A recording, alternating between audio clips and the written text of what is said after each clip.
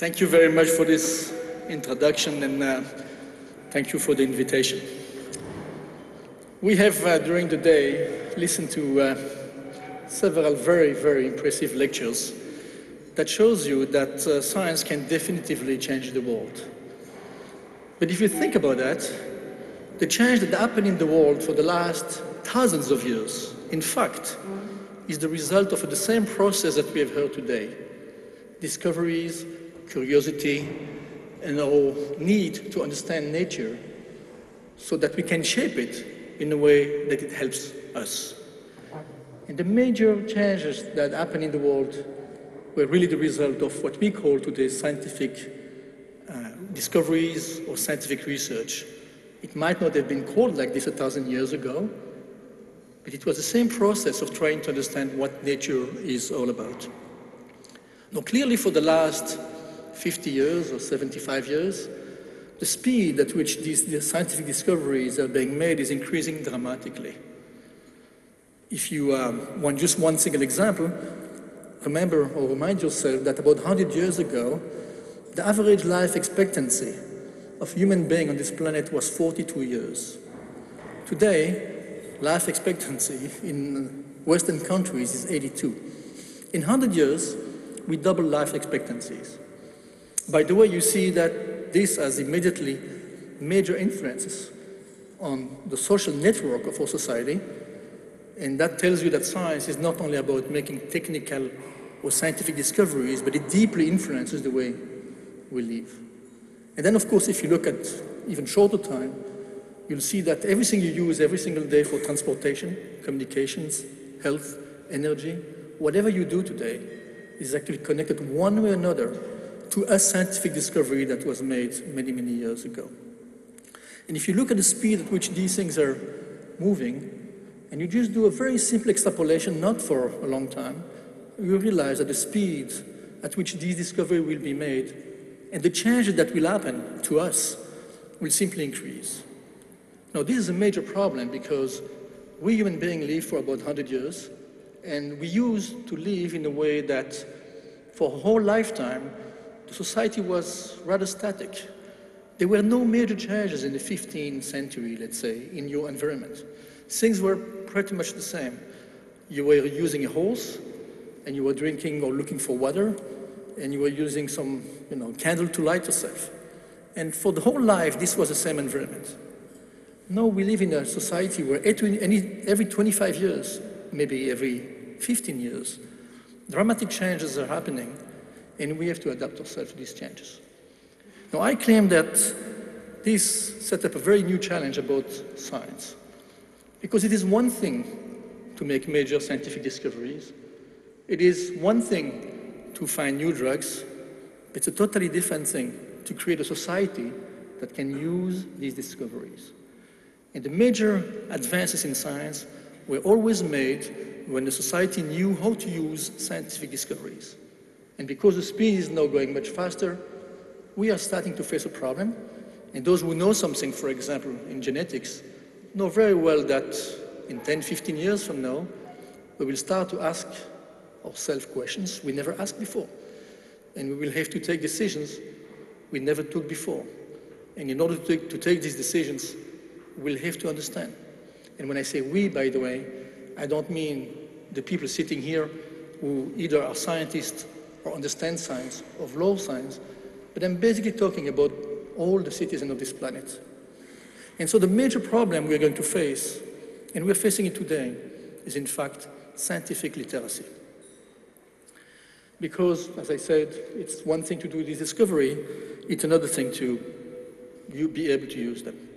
Now, everyone understands that science is important, yet when you open any newspaper in any country in the world, the first thing that people who have nothing in science and understand nothing about it see is, of course, the part on astrology. Now, they think that's science because it's a astra, which is a star.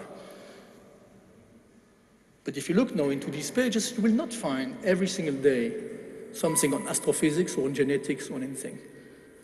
And so we're getting a problem. Now, we can blame it on the newspapers that they do not report the scientific discoveries. But I believe that we as scientists are also responsible for that problem. I truly believe that we must invest. We scientists, not teachers in the school, we the scientists doing these discoveries in the laboratory, we must invest all time, all energy in explaining to the public the value of science. Now, of course, no deal, it's not. Now, scientific education, by the way, is not only for the public to understand something about science, it has an additional advantage. Those who went through a scientific education have learned that one thing it teaches you, it's a process, a thinking process, what we like to call rationalism or rational thinking. We scientists know that to explain something, we must do an experiment, we have to analyze data, we have to explain it, and we have to make conclusions on the basis of the data. But if you look at what's happening in this world of today, you'll find that it's actually the opposite which is happening, especially at the political level. Data is created to fit actually the conclusion. Now, when you teach science, you really get into this process and you teach the kids that type of thinking, you are going to create a society which also can think in a rational way, which I believe is a very important thing to do. So it's way above and beyond understanding science, understanding what electrons are, or even understanding what spins and quantum computers are, as we have heard this morning. It is really a type of thinking we would like to include more deeply in the mind of our children. The second thing, of course, is, as I said, because science is everywhere, and you wouldn't think of any, even, I would say, offices in a government that doesn't need a scientist close by. Think about transportation, energy, health, communications. Everything there needs scientists behind that. We are going to live in a world where if you want to make a decision, you better know what you're talking about. I know we're living in a world that you don't need to know something to have an opinion, but still, I believe that at the level of democracy, it is very important that we really know the details of what we're talking about. And take as an example this country, where a decision was made about a year ago to close nuclear power plants, and it was a pure political decision without any scientific involvement in it. I find this very strange. I'm not saying that I'm for nuclear power or against nuclear power. I'm just saying, what is really the discussion about? And of course, there's a fear factor which is behind nuclear power, which is an issue as well. But that fear factor comes, again, only out of ignorance. So the question is, how do we teach the public science? What is the process by which we can go and try to teach really the very wide public what we do and how we work? So we can go back to the classroom and try to convince kids to get more physics and mathematics and chemistry, of course. But we've tried that for so many years, and it doesn't seem to work. Actually, in most of the countries, this is gone. And I believe there are a good reason for that. The reason is, the world we're living in today is not anymore a world of concept, a world of what we do, but who we are.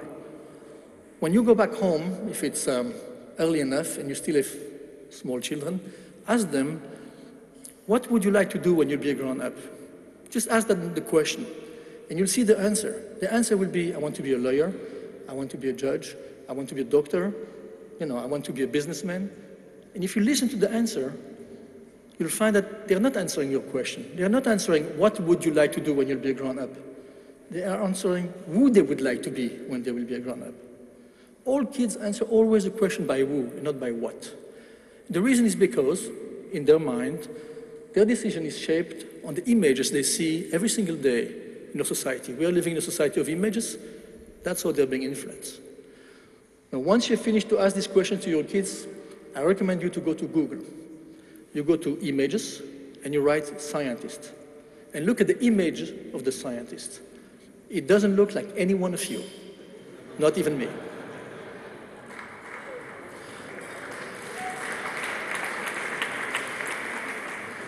By the way, do the same thing with lawyer. It looks exactly like a lawyer. So the question now, how do we do this? So I'll give you an experiment we did in Israel about 2 years ago, and we are running it for the last 2 years now, which in my opinion has been, well, I would say even more successful than what I thought it would be. And this is how we have started to teach science. We decided to take, on a certain day of the week, a Thursday it was actually, about 40 bars, yes, bars in the city of Tel Aviv, which is, a vibrant city with lots of bars. It's not like Berlin, but it's not bad.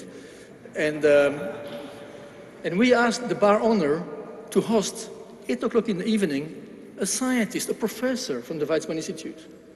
Now, I don't have to tell you the look of the bar owner when they say, you mean a physicist will come to my bar and explain quantum mechanics to the people who are drinking beer here? I say, yes.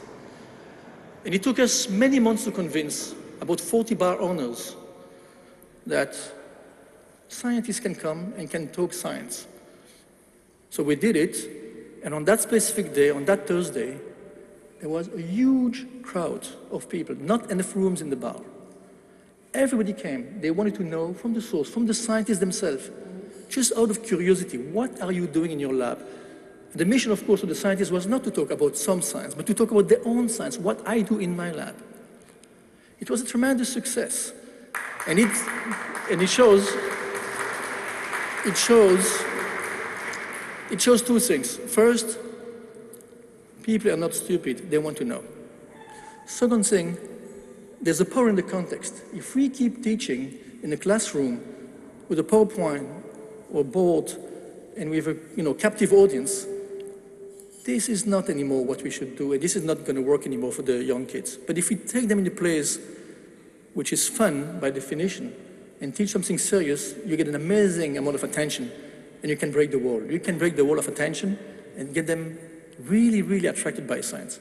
Since then, we have done that several times, and I want to tell you right now, the bar owners are coming to me to sign a contract so that Professor at the Weizmann Institute would go to the bars. So what I'm trying to tell you is the following. I really believe it is our responsibility. And I'm not saying, by the way, that the way we do it is the only way we can do it. There are many ways to do that. But I really believe that we as scientists, it is our responsibility, not only the school system, to go to the public and explain what is it that we are doing. Because if we don't do it, then or the value of what we are discovering in our laboratories will simply go down because it's not going to be used by the people who would not be able to understand what we are talking about. So it's a critical process that we have to do. And if we don't do this critical process, we'll find ourselves in the future in a very strange situation, a situation where, as we've seen today, we seem to be developing what I would call the power of gods. We are able to really make huge changes in nature, to really transform the world, to engineer our environment in a way that it's amazingly good for us. This is really what I call the power of gods. But then we'll have to ask a question to ourselves. If once we have the power of gods, we will have the wisdom of King Solomon. Thank you very much.